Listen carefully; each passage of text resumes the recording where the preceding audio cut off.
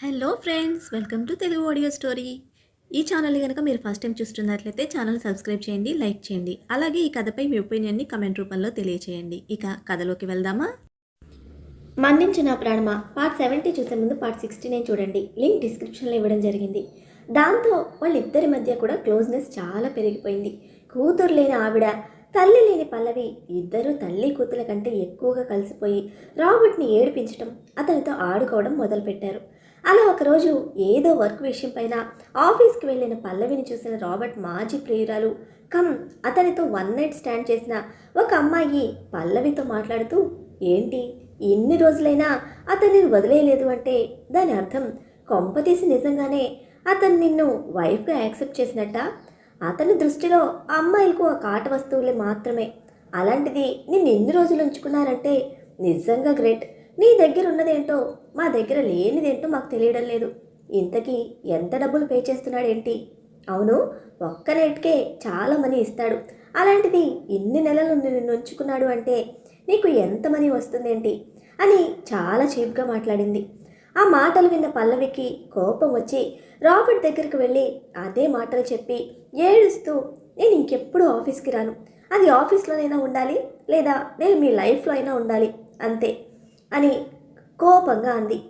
ఇప్పుడు ఇవన్నీ పట్టించుకోకురా ప్లీజ్. ఆమె చాలా ఎఫిషియన్సీ ఉన్న వర్కర్. ఆమె అలా మాట్లాడకుండా నేను చూస్తానులే అని అన్నాడు రాబర్ట్. దాంతో కోపం వచ్చి, అంతేలేండి, నా గురించి ఎంత చెత్తగా మాట్లాడినా కూడా వదిలేయని ఒకే ఒక్క మాట అంటున్నారు. తన ఎఫిషియన్సీ మీద అంత నమ్మకం ఉంటే తనని ఉంచుకోండి. నేను రేపటి నుండి ఇంకా ఆఫీస్కి రాను అంటూ కోపంగా బయటకు వెళ్ళిపోతూ ఉంటే తనని పట్టుకుని ఆపి, ప్లీజ్ రా, నేను చెప్పేది విను అని అన్నాడు రాబర్ట్. ఏం వినాలి, అవసరమే లేదు అని అనడంతో, సరే నువ్వు కాసేపు లోపలికి వెళ్ళి రెస్ట్ తీసుకో, నేను నీతో తర్వాత మాట్లాడతాను అని అన్నాడు. అవసరం లేదు, నేను వెళ్ళిపోతాను అంటున్నాను కదా. నేను ఇక్కడుంటే మీకు డిస్టర్బెన్స్గా ఉంటుందేమో, ఆ అమ్మాయితో పని బాగా చేయించుకోండి అని వెళ్తూ ఉంటే ఒక్క ఉదుటిన తన మీదకి లాక్కొని మన పర్సనల్ రూమ్కి వెళ్ళమని చెప్పాను, వెళ్తావా లేదా అని కోపంగా అడగ్గా భయపడిపోయి రాబర్ట్ క్యాబిన్కి అటాచ్డ్ అయి ఉన్న రూమ్లోకి వెళ్ళిపోయింది. తను వెళ్ళగానే చైర్లో వెనక్కి వాలి, దేవుడా, ఈ ఆడవాళ్ళకి ఏమని చెప్పాలో అర్థం కాదు. ఒకరికేమో నోటి దూలు ఎక్కువ, మరొకరికేమో ఈగో ఎక్కువగా ఉంటుంది. వాళ్ళ మధ్య ఇరుక్కునేది మాత్రం మేమే స్వామి, నువ్వెలా వేగవయ్యా బాబు వీళ్లతో అని అనుకుంటూ తన దగ్గర పనిచేసిన అమ్మాయిని పిలిచి, నువ్వు ఇంతకుముందు నా వైఫ్తో ఏం మాట్లాడావు అని అడిగాడు చాలా కోపంగా. అయ్యో, అది ఏం లేదు సార్, నేను మేడంతో క్యాజువల్గానే మాట్లాడాను అంతే అంటూ భయంగా చెప్పడంతో, మళ్ళీ అడుగుతున్నాను, ఏం మాట్లాడావు అని అడగ్గా, సార్ నన్ను క్షమించండి ఏదో అని అనగానే అక్కడికక్కడే తన టర్మినేషన్ లెటర్ని ఆ అమ్మాయికి ఇచ్చేసి, నీకు 6 months శాలరీ ఇస్తున్నాను. ఈ 6 monthsలో ఒకవేళ నీకు జాబ్ దొరకలేకపోతే ఇంకొక 3 months శాలరీ కూడా ఇస్తాను అంటూ ఆమెకు టెర్మినేటర్ లెటర్ ఇచ్చేసి, ఇదే ప్లేస్లో ఒక అబ్బాయి ఉన్నట్లయితే వాడి లైఫ్ మొత్తం స్పాయిల్ చేసి పంపించేవాడిని. అమ్మాయివి కాబట్టి బ్రతికిపోయావు. అదే నేను ఇంతకుముందు నువ్వు చూసిన రాబర్ట్ నై ఉన్నా కూడా నీ లైఫ్ ఇక్కడితో అయిపోయి ఉండేది. బట్ ఇప్పుడు అలాంటి వాడిని కాదు కాబట్టే నువ్వు హ్యాపీగా 6 నెలల శాలరీ తీసుకొని వెళ్ళిపోతున్నావు. అర్థమైందా? ఇంకెప్పుడైనా నా జోలికి కానీ నా వాళ్ళ జోలికి కానీ వచ్చి పిచ్చిగా వాగావనే తెలిసిందో, ఈసారి నాలో ఉన్న పాత రాబర్ట్ని చూస్తావు అంటూ కోపంగా చెప్పి ఆమెను పంపించేసి పల్లవి ఉన్న రూమ్లోకి రాగా పల్లవి కోపంగా రాబర్ట్ని చూసి తల తిప్పేసుకొని టీవీ చూస్తూ ఉండడంతో పల్లవి పక్కకు వచ్చేసి, ఆ అమ్మాయిని టర్మినేట్ చేశానే, ఇంకా కోపం తెచ్చుకోకు అని అన్నాడు. అవసరం లేదు, అది ఉంటే ఏంటి లేకపోతే నాకేంటి, నా కోసం ఎఫిషియన్సీ ఉన్న అమ్మాయిని వదులుకోకండి ప్లీజ్ అని అంది పల్లవి. అలా కాదు బంగారం అని రాబర్ట్ ఏదో చెప్పబోతూ ఉంటే, నాకు అవసరం లేదు అని అంది పల్లవి. ఇంకా కాసేపు మాట్లాడిస్తే ఎక్కువ చేస్తుంది అనే ఉద్దేశంతో పల్లవిని మీదకి లాక్కొని తను గింజుకున్నా వదలకుండా పెదాల మీద గట్టిగా ముద్దు పెట్టడంతో మొదటిగా బెట్టు చేసినప్పటికీ తర్వాత ముద్దులోని ప్రేమకు కరిగిపోయి అతనికి దాసోహం అవ్వడం మొదలు పెట్టగానే మెల్లగా తనను ఆక్రమించుకుంటూ, నాకు నీకంటే ఎక్కువ ఎవ్వరు కాదే అని అనుకుంటూ కాసేపు తనతో స్పెండ్ చేశాక, ఇది మీ ఆఫీస్ అన్న విషయం మర్చిపోతున్నట్లున్నారు తమరు అని పల్లవి అనగానే, నాకు తెలుసు అని అంటూ అప్పుడే మళ్ళీ వర్క్ చేసుకోవడానికి వెళ్ళిపోయాడు. అలా అక్కడ గడిపి ఇంటికి వస్తున్న సమయంలో పల్లవికి ఎందుకో కళ్ళు తిరిగినట్లుగా అనిపించింది. కానీ ఆ విషయం రాబర్ట్కి చెప్తే ఎక్కడ తనను హాస్పిటల్ అంటాడేమోననే భయంతో అలాగే కామ్గా ఉంది. ఇంటికి రావడంతోనే కిచెన్లో నుండి అన్నం వండుతున్న స్మెల్ రాగానే తనకంతా తిప్పేసినట్లుగా అయ్యి పరిగెత్తుకుంటూ వాష్రూమ్లోకి వెళ్ళి వామిటింగ్ చేసుకుని వచ్చి బెడ్ పైన వాలిపోగా, ఏమైందే అని అడిగాడు రాబర్ట్. ఏమో అండి, అప్పటి నుండి వామిటింగ్ వచ్చేలా ఉంది, ఏదోలా ఉంది, కళ్ళు తిరుగుతున్నట్లుగా అనిపించింది, వామిటింగ్ అయింది అని అనడంతో, ముందు నేను జ్యూస్ తెస్తానుండు అంటూ వెళ్ళి జ్యూస్ తీసుకొని రాగా అది తాగి దాన్ని కూడా వామిటింగ్ చేసేసుకుంది. పద హాస్పిటల్కి వెళ్దాం అంటూ రాబర్ట్ అనగానే, అయ్యో అదేం లేదు, మేబీ నిన్న మంచూరియా తిన్నాను కదా, అది పడకపోవడం వల్ల ఇలా జరిగిందేమో, అంతేనంటావా అని అడగ్గా, అంతే అని అంది. అలా అప్పటికే అత్తగారు భోజనానికి పిలవడంతో భోజనం ముందు కూర్చొని అక్కడున్న ఐటమ్స్ అన్నీ చూడగానే మళ్ళీ వామిటింగ్ అవడంతో, ఫస్ట్ మనం హాస్పిటల్కి వెళ్దాం పదా అని అన్నాడు రాబర్ట్. ఏమైందిరా అమ్మాయికి అని వాళ్ళ అమ్మగారు అడగగా, తనకున్న సిమ్టమ్స్ అన్నీ చెప్పడంతో నాకెందుకో అనుమానంగా ఉంది అని మనసులో అనుకుని పల్లవి దగ్గరికి వెళ్ళి, చూడమ్మా నీకు పీరియడ్స్ మిస్ అయ్యి ఎన్ని రోజులైంది అని అడిగారు ఆవిడ. తను డేట్స్ అంతా కౌంట్ చేసుకొని, అయ్యో 1.5 months అయిపోయింది అత్తయ్య గారు అని అనడంతో, ఎందుకో ఈ సిమ్టమ్స్ అన్నిటినీ చూస్తూ ఉంటే నాకు నువ్వు నెల తప్పావేమో అని అనిపిస్తుంది అని అనగానే కళ్ళు పెద్దవి చేసి ఆనందంగా చూస్తూ, నిజంగా నా అత్తయ్య అని అడగ్గా, నాకు అనుమానంగా ఉంది, ఒకసారి టెస్ట్ చేస్తే మంచిది, వాడితో కిట్ తెప్పించుకొని పరీక్షించుకో, ఆ తర్వాత హాస్పిటల్కి వెళ్ళండి అని అనడంతో, ఇప్పుడే ఆయనతో చెప్తాను అంటూ రాబర్ట్ని గదిలోకి తీసుకువెళ్ళి, నేను ఒకటి చెప్తాను, ఏమనుకోకుండా చేస్తారా అని అడగ్గా, ఏంటి అని అడగటంతో, ఒకసారి వెళ్ళి ప్రెగ్నెన్సీ చెకింగ్ కిట్ తీసుకురారా అని అడిగింది. ఆ మాట విన్న రాబర్ట్ ఒక్కసారిగా ఎగిరి గంతులు వేస్తూ, ఏమంటున్నావే, నిజంగానా, సచ్చి గుడ్ న్యూస్ బంగారం అని అడగ్గా, చూడండి నిజమో కాదో తెలీదు, అప్పుడే హోప్స్ పెట్టేసుకోకండి, మళ్ళీ అది జరగకపోతే బాధపడాల్సి వస్తుంది. అత్తయ్య గారికి డౌట్ వచ్చింది, అందుకే కిట్ తెప్పించుకోమన్నారు, ఒకవేళ అందులో నెగిటివ్ వస్తే కంపల్సరీ ఫుడ్ పాయిజన్ అయినట్టు, పాజిటివ్ వస్తే హాస్పిటల్కి వెళ్ళాలి, తమరికి తమ సుపుత్రుడికి ఇష్టమైనట్లుగా అమ్మాయే కావాలని కోరుకుందాం అంటూ రాబర్ట్ని హత్తుకుంటూ చెప్పగా, ఎంత గుడ్ న్యూస్ చెప్తున్నావే బంగారం అంటూ తనను గట్టిగా హత్తుకొని, నేను ఇప్పుడే వెళ్ళి కిట్ తీసుకుని వస్తాను అంటూ పరుగున వెళ్ళి కిట్ తీసుకుని వచ్చాక పల్లవి దాన్ని తీసుకొని రాబర్ట్ని గట్టిగా హత్తుకొని, ఆల్ ద బెస్ట్ చెప్పండి నాకు అని అనడంతో, ఆల్ ద వెరీ బెస్ట్ నీకు నాకు ఇద్దరికి అని అన్నాడు రాబర్ట్. అలా రాబర్ట్ను వదిలి వాష్రూమ్లోకి వెళ్ళి చెక్ చేసుకుంటూ ఉంటే, ఆ సమయంలో బయట ఉన్న రాబర్ట్ అయితే ఎన్ని సంవత్సరాలు నమ్మని ప్రభువును కూడా నమ్ముతూ, జీసస్ నా లైఫ్లో నేను ఇంతగా ఏది కోరుకున్నది లేదు, మొదటిసారిగా మిమ్మల్ని అడుగుతున్నాను, దయచేసి నా భార్య ప్రెగ్నెంట్ అయ్యేలా చూడు, నీ చర్చిలో 1 రోజులు అన్నదానం చేయిస్తాను అని మనసులో అనుకుంటూ ఉండగానే డోర్ ఓపెన్ చేసిన సౌండ్ వినపడడంతో పల్లవి వైపు చూడగా ఆనందంగా భర్తను హత్తుకుంటూ, I'm pregnant, we're going to be parents soon అని చెప్పింది. ఆ మాటకు రాబర్ట్ పల్లవిని గట్టిగా పైకి లేపి తిప్పేస్తూ, ఎంత గుడ్ న్యూస్ చెప్పావురా, I love you so much అంటూ పల్లవి మొహం అంతా ముద్దులు పెట్టాడు. మెల్లిగా కళ్ళు తిరుగుతున్నాయి అని చెప్పగా పల్లవిని కిందకి దించి, ఫస్ట్ ఈ హ్యాపీ న్యూస్ మా అమ్మతో షేర్ చేసుకోవాలి అని అనగానే, అలాగే పదండి అంటూ ఇద్దరు వెళ్ళి రాబర్ట్ వాళ్ళ అమ్మతో షేర్ చేసుకోగా ఆవిడ కూడా ఆనందపడిపోయి, ప్రభువా మా కుటుంబాన్ని ఇలాగే నీ చల్లని చూపుతో చూడు స్వామి అంటూ వేడుకొని హాస్పిటల్కి వెళ్ళిరండి, ఈరోజు చాలా మంచి రోజు అని అన్నారు ఆవిడ. అలాగే అమ్మా అని అనడంతో, ఈ విషయాన్ని నేను మీ నాన్నగారికి కూడా చెప్పాలి, ఆయన కూడా చాలా హ్యాపీగా ఫీల్ అవుతారు అని అనుకుంటూ భర్తకు ఫోన్ చేసి విషయం చెప్పగా ఆయన కూడా చాలా ఆనందపడిపోయాడు. గదిలోకి వచ్చిన రాబర్ట్ హాస్పిటల్కి వెళ్దామా అని అడగ్గా, బాబును రానివ్వండి, వాడు వచ్చాక వాడికి కూడా చెప్పి వెళ్ళిపోదాము, హాస్పిటల్కి వాడు కూడా వస్తాడు.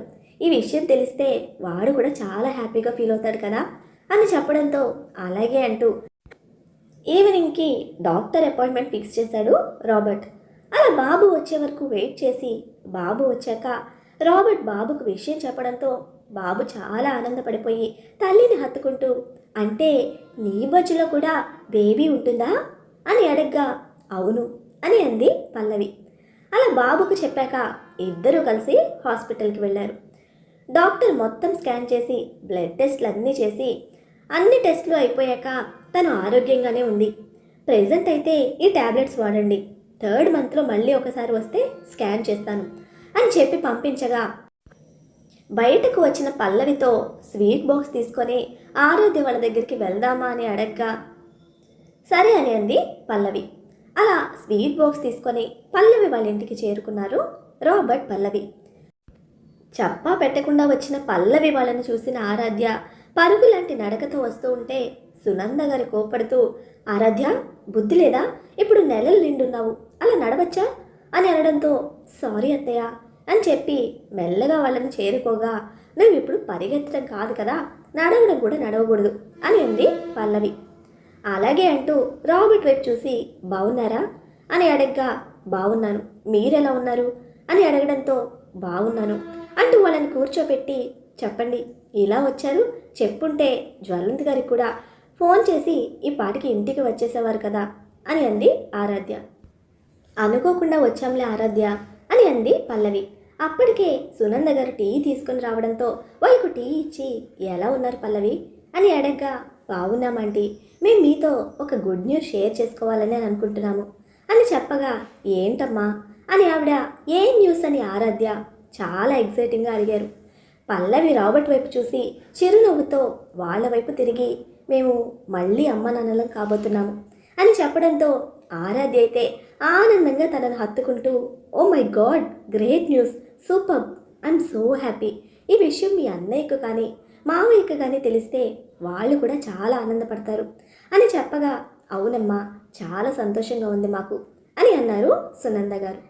అలా అక్కడ కాసేపు ఉన్నాక తిరిగి ఇంటికి వచ్చేశారు. వీళ్ళు వచ్చేసరికి బాబు పడుకోకుండా వీళ్ళ కోసం ఎదురు చూస్తూ ఉండగా బాబును చూసి ఎందుకు పడుకోలేదు నాన్న అని అడగ్గా అంటే నేను చెల్లితో కొన్నిసార్లు కబుర్లు చెప్పి పడుకుందామని ఉన్నాను అని అనగానే అవునా అని ఇద్దరు నవ్వుకున్నాక ముగ్గురు పడుకోగానే తన చెల్లితో తను ఏమేమి గేమ్స్ ఆడాలని అనుకుంటున్నాడో, ఎలా వాళ్ళిద్దరూ అల్లరి చేస్తారో అన్నీ చెప్తూనే నిద్రలోకి జారుకున్నాక బాబును ఒక పక్కన పడుకోబెట్టి పల్లవి పక్కకు చేరిన రాబర్ట్ బాబు వాళ్ళ చెల్లితో ఏమేం చేస్తాడో చెప్పాడు. మరి వాళ్ళ చెల్లి బయటకు వచ్చే వరకు వాళ్ళ మమ్మీ వాళ్ళ డాడీ దగ్గరికి రాదు కదా, అలాంటప్పుడు ఇప్పుడే వాళ్ళ మమ్మీ డాడీని కాస్త కనికరించవచ్చు కదా అని చిన్నగా కన్ని కొట్టినట్టుగా అడిగాడు రాబర్ట్. ఓహో, అంటే ఇప్పుడు వాళ్ళ డాడీకి కూతురు వస్తుందన్న ఆనందం కంటే వాళ్ళ మమ్మీ దూరం అవుతుందని బాధ ఎక్కువగా ఉన్నట్టుంది అని అడగగా లేదు లేదు, కూతురు వస్తుందన్న ఆనందం ఎంతుందో తను వచ్చే వరకు వాళ్ళ మమ్మీకి దూరంగా ఉండాలి అనే బాధ కూడా అంతే ఉంది అంటూ పల్లవిని గట్టిగా హగ్ చేసుకొని రేపటి నుండి ఆఫీస్కి రాకు, ఇంట్లోనే ఉండు, బాగా తిను, నీకేం చేయాలనిపించినా ఎక్కడికి వెళ్ళాలనిపించినా ఏం తినాలి అనిపించినా మొహమాటం లేకుండా నాకు చెప్పు అంటూ పల్లవి మొహం అంతా ముద్దులు కురిపిస్తూ అడుగుతూ ఉండగా రాబర్ట్ని ఇంకాస్త గట్టిగా హత్తుకుంటూ అతని మెడ వంపుల్లో తన తలను పెట్టి అతను చెప్పేవన్నీ వింటూ ఇంకా ఇంకా అని అడుగుతూ ఉంటే నేను కూడా మార్నింగ్ 10కి వెళ్ళి ఈవినింగ్ 5 వరకు వచ్చేస్తాను, వచ్చాక మొత్తం టైం నీతోనే స్పెండ్ చేస్తాను సరేనా అని చెప్పగా ఆహా మరి ఆఫీస్ పని అని అడిగింది పల్లవి. ఏముంది, ఎఫిషియన్సీ ఉన్న ఎంప్లాయీస్ని అపాయింట్ చేస్తానులే, ఎలాగో నువ్వు రావడం కుదరదు కదా ఆఫీస్కి, అక్కడ నేను ఆఫీస్లో పనిచేస్తున్నప్పుడు నాకు కూడా హెల్ప్గా ఉండాలి కదా అని నవ్వాడు. అంతే భద్రకాళిలా లేచి రాబర్ట్ చంపను గట్టిగా కొరుకుతూ ఏమంటున్నారు, అయితే నేను రోజు ఖచ్చితంగా ఆఫీస్కి వచ్చేస్తాను, మీలో ఇంకా మన్మథలీలలు పోలేవన్నమాట అని కోపంగా చెప్పగా ఇంకా నవ్వేస్తూ నా పెళ్ళానికి నా మీద ఎంత నమ్మకం ఉందో చూడు అంటూ పల్లవికి ఎలాంటి ఇబ్బంది కలగకుండా తనను మరోసారి సొంతం చేసుకుని పడుకునే సమయంలో నువ్వు దీని గురించి ఆలోచించకరా, ప్లీజ్ హ్యాపీగా ఉండాలి సరేనా అని చెప్పగా, అలాగే మీరందరూ నాతో ఉన్నాక ఇంకా నాకు బాధలేముంటాయి చెప్పండి అని అడిగింది పల్లవి. నన్ను నమ్మరా, నువ్వు నా లైఫ్లోకి వచ్చాక నేను ఏ అమ్మాయితో మాట్లాడడం లేదు. నా మీద అనుమానం పెట్టుకొని మనసు పాడు చేసుకోకు ప్లీజ్ అని చెప్పగా, నాకు మీ గురించి తెలీదా? ఇప్పుడు నేను ఆఫీస్కి రాకపోయినా ఆఫీస్లో 10,000 మంది అమ్మాయిలు వచ్చి మీ గురించి చెప్పినా నేను నమ్మను, సరేనా అని అనగానే, థ్యాంక్ యూ సో మచ్ అంటూ తన మీద ముద్దులు కురిపిస్తూ ఉంటే, ఇంకా నా ఓపిక లేదు, నేను పడుకుంటాను అని అంది. ఇంటికి వచ్చిన జ్వలంత్కు అలాగే అనంత్ గారికి విషయం చెప్పగా వాళ్ళు కూడా చాలా ఆనందపడిపోయి రాబర్ట్కి ఫోన్ చేసి కంగ్రాట్స్ చెప్పారు. అలా మరునాడు నుంచి రాబర్ట్ పల్లవిని ఆఫీస్కి రావడం మాన్పించేశాడు. తను కూడా ఎంత త్వరగా వీలైతే అంత త్వరగా రావడానికి ప్రయత్నిస్తూ పల్లవిని అపురూపంగా చూసుకోసాగాడు. బాబుకు కూడా తానే హోంవర్క్ చేయిస్తూ ఉదయం తనే లేచి బాబుని స్కూల్కి రెడీ చేయిస్తూ అసలు పల్లవినైతే కాలు కూడా కింద పెట్టకుండా చూసుకోసాగాడు. ఆరాధ్య కూడా 9వ నెలలో ఉండడంతో జ్వలంత్ కూడా ఆఫీస్ వర్క్ని ఇంటి నుండే చేసుకోసాగాడు. అలా ఓ రోజు ఆరాధ్యకు నడుములో నొప్పి మొదలైంది. కానీ అప్పుడప్పుడు అలా నొప్పి వస్తూ ఉండడంతో అలాంటి నొప్పి అనుకొని పడుకుంది. కానీ అంతకంతకు నొప్పి పెరుగుతూ ఉండడంతో ఇంక భరించలేక తన వల్ల కాక భర్తకు చెప్పగా జ్వలంత్ వెళ్ళి సునంద గారిని తీసుకురాగానే ఆవిడ ఆరాధ్యను చూసి, నొప్పులు మొదలైనట్టున్నాయి, మనం వెంటనే హాస్పిటల్కి వెళ్ళాలి నాన్న అని అనడంతో హాస్పిటల్కి ఫోన్ చేసి డాక్టర్ గారిని రెడీ ఉండమని చెప్పి ఆరాధ్యను తీసుకొని హాస్పిటల్కి వెళ్ళారు. మార్గ మధ్యలో సునంద గారు తన అన్నకి ఫోన్ చేసి విషయం చెప్పగా, సరే మేం కూడా వస్తాము అని సునంద గారి అన్నవాళ్ళు కూడా బయలుదేరారు. వీళ్ళు చేరుకునేసరికి ఆరాధ్యకు నొప్పులు తారస్థాయికి చేరుకోవడంతో తను గట్టిగా అరవడం మొదలుపెట్టింది. మరి ఆరాధ్యకు సేఫ్ డెలివరీ అవుతుందా? జ్వలంత్ కోరుకున్నట్టుగా ఈసారి ఆడపిల్ల పుడుతుందా? వీళ్ళలాగే మరి పల్లవి ప్రెగ్నెన్సీలు కూడా ఆడపిల్ల పుడితే జ్వలంత్ ఇంట్లో ఎలాంటి సంతోషం నింపనుంది తెలుసుకోవాలంటే నెక్స్ట్ ఎపిసోడ్ని ఫాలో చేయండి. అలానే ఈ ఎపిసోడ్ని లైక్ చేయడం మాత్రం మర్చిపోకండి. Bye friends.